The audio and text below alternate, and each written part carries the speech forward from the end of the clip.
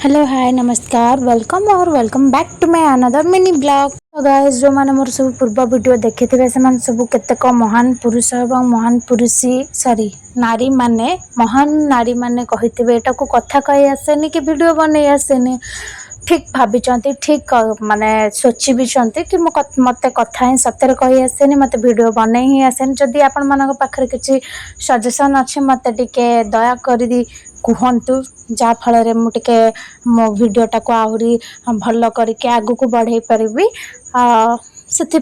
बहुत जो मान सब भल भल कमेंट दउछन से मानको धन्यवाद। जो मान सब खराब खराब कमेंट दउछन से मानको अशेष अशेष धन्यवाद।